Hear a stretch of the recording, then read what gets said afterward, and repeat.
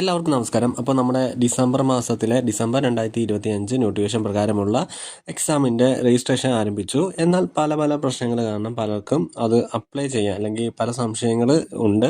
അതായത് ഇപ്പോൾ passing year ഇപ്പോൾ DLED കഴിഞ്ഞവരായാലും അതുപോലെ തന്നെ ഡിഗ്രി 2025 പാസ് ഔട്ട് ആയവർക്ക് 2025 എന്ന് പറയുന്ന വർഷം കൊടുക്കാൻ പറ്റുന്നില്ല. ഇൻവാലിഡ് പാസിംഗ് ഇയർ എന്നാണ് കാണിക്കുന്നത്. അതുപോലെ തന്നെ പെർസെൻറ്റേജ് ഓഫ് മാർക്ക് നൽകാൻ പറ്റുന്നില്ല. പേയ്മെൻറ്റ് തടസ്സങ്ങൾ നേരിടുന്നുണ്ട്.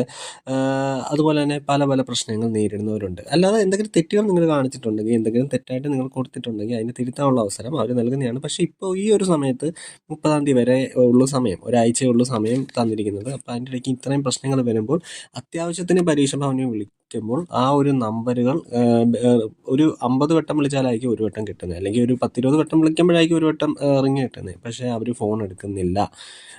ഉത്തരവാദിത്തപ്പെട്ട ഒരു സ്ഥാപനത്തിൽ ഇരിക്കുന്നവർ, ശമ്പളം വാങ്ങുന്നവർ ഇങ്ങനൊരു സംശയങ്ങളുമായിട്ട് വിദ്യാർത്ഥികൾ വിളിക്കുമ്പോൾ, അല്ലെങ്കിൽ ഈ ഒരു പ്രശ്നം അവതരിപ്പിക്കാൻ വിദ്യാർത്ഥികൾ വിളിക്കുമ്പോൾ ഫോൺ എടുക്കാതിരിക്കുന്നത് വളരെ ദ്രോഹകരമായിട്ടുള്ള കാര്യം തന്നെയാണ്. പിന്നെ എന്തിനാണ് നിങ്ങൾ ആ സ്ഥാനത്ത് ഇരിക്കുന്നതെന്ന് ചോദിച്ചാൽ എനിക്കറിയില്ല. നിങ്ങളുടെ ജോലി എന്താണെന്ന് ചോദിച്ചാൽ എനിക്കറിയില്ല. ഇത് വന്നാൽ മാത്രം, ഈ ഒരു പ്രശ്നം മാറ്റിയാൽ മാത്രമല്ലേ നമുക്ക് അല്ലെങ്കിൽ വിദ്യാർത്ഥികൾക്ക് ഇതൊന്ന് അപ്ലൈ ചെയ്യാൻ സാധിക്കുകയുള്ളൂ. അപ്പോൾ ഇതിൻ്റെ അടുത്തിരിക്കുന്ന അല്ലെങ്കിൽ ഇതുമായി ബന്ധപ്പെട്ട ഉദ്യോഗസ്ഥർ കുറച്ചുകൂടി ഉത്തരവാദിത്തം കാണിക്കണമെന്നാണ് എനിക്ക് പറയാനുള്ളത്. അപ്പോൾ കഴിഞ്ഞ വർഷവും ഇതേ പ്രശ്നങ്ങളൊക്കെ വന്നിട്ടുണ്ടായിരുന്നു. 2 ദിവസം കഴിഞ്ഞപ്പോൾ അത് മാറിയിട്ടുണ്ടായിരുന്നു. എന്തായാലും നമുക്ക് നോക്കാം എങ്ങനെയാവും എന്നതിനെ പറ്റിയിട്ട് അറിയില്ല. എന്തായാലും മാറ്റങ്ങൾ വരാനുള്ള സാധ്യതയുണ്ട്. ഒരുപാട് പരാതികൾ പോകുന്നുണ്ട്.